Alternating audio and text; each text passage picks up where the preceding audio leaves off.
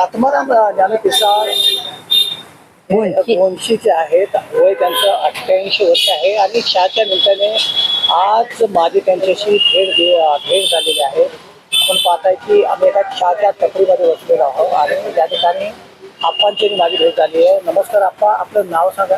आत्माराम ज्ञानपिसाळ. वय किती आहे? 28. शिक्षण किती झालं?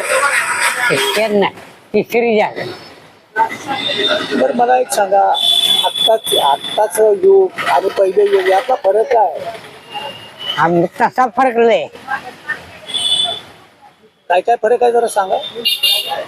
फरक होय. फरक काय, तुम्ही पूर्वीच्या काही कशा प्रकारे जगलात? ते 3 रुपये बसणं जगले. म्हणजे 3 रुपये जी होते का नाही मटणात जर, त्यापासून जगले.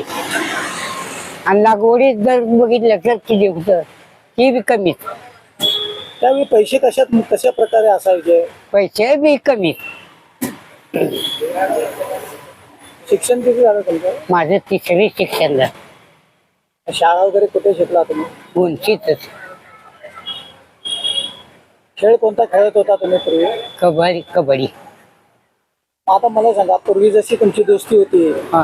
तसं आत्ताच्या काळात तुम्हाला पाहायला मिळतंय का? नाही पाय.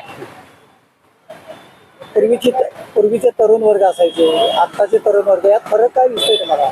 फरक आहे. शाळा फरक आहे. सगळ्या शाळात बिकल फरक जा. आधीची पोरं कशी असायची, आताची पोरं कशी आहे, जरा फरक सांगा. आधी पोरं चांगली होती पहिलं. आता पहिलवान नाही.